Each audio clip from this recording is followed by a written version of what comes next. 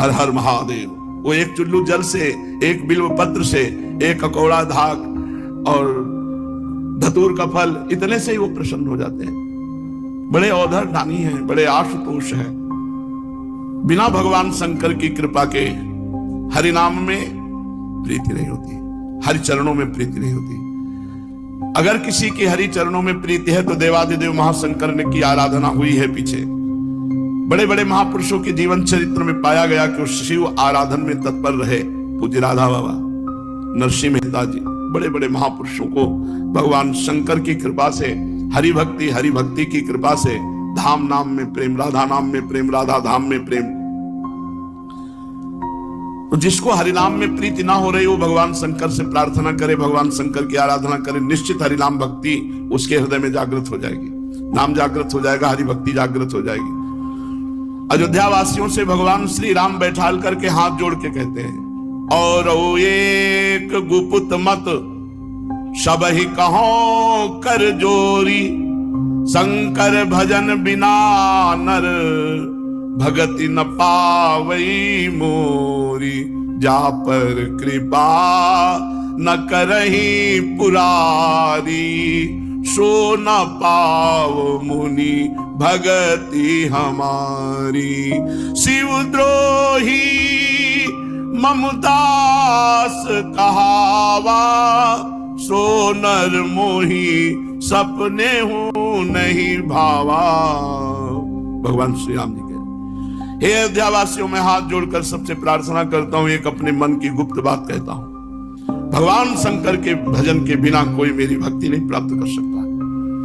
अगर कोई भगवान शंकर से द्रोह करे, मेरा दास कहलाए, तो स्वप्न में भी मुझे वो अच्छा नहीं लगता। जिस पर भगवान त्रिपुरारी महादेव जी की कृपा नहीं होती वो मेरी भक्ति को प्राप्त नहीं होता।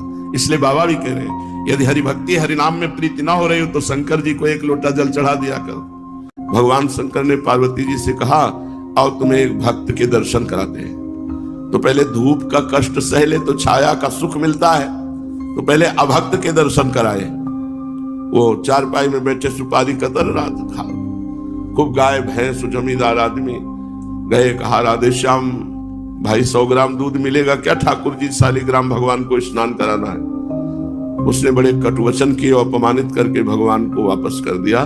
भगवान साधु वेश में थे, दूर माता पार्वती जी खड़ी थी। भगवान शंकर जब उसके दरवाजे से खाली हाथ लौटे तब ऐसे कहा, हे प्रभु जितनी संपत्ति है इसके पास कई गुना और बढ़ा दीजिए। पार्वती जी ने कहा, वैसे कहते तो औढ़रदानी है ही है इनको।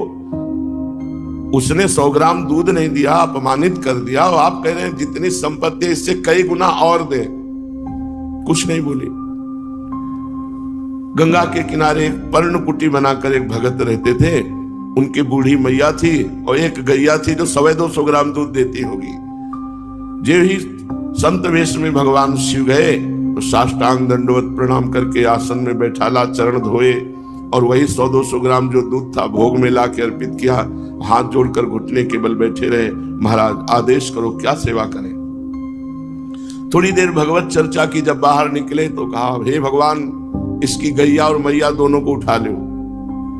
पार्वती जी को अब नहीं रहा गया।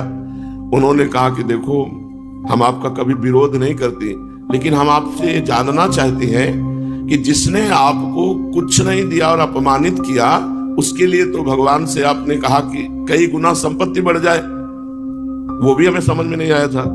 और ये बड़े प्यार से अपनी गैया का दूध दिया, और एक बूढ़ी मैया रह रही थी जो बातचीत करने काम में। आप गैया मैया दोनों को, ये कौन सा आपका निर्णय रहा, कौन सा न्याय रहा, कौन सा सेवा फल आपका?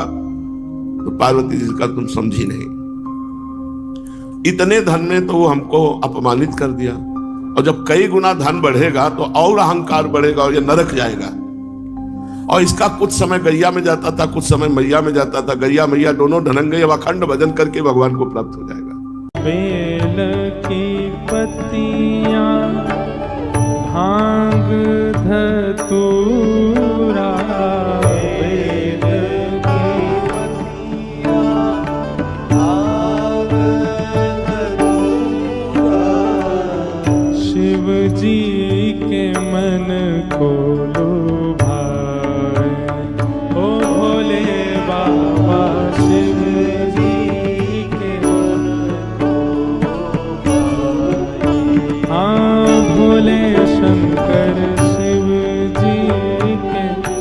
मन को लुभाए। ओ भोले बाबा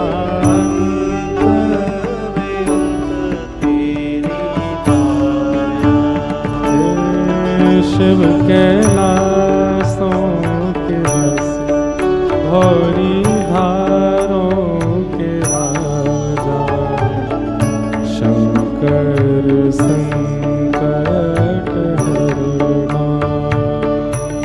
शिव कैलासों के वासी भौरी धारों के राजा शंकर संकट हरना। ओ शंकर संकट हरना। ओ शंकर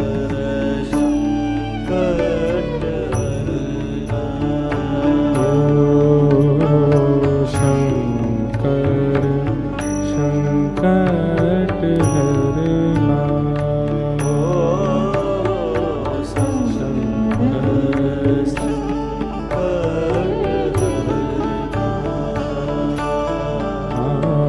शंकर संकट हरना।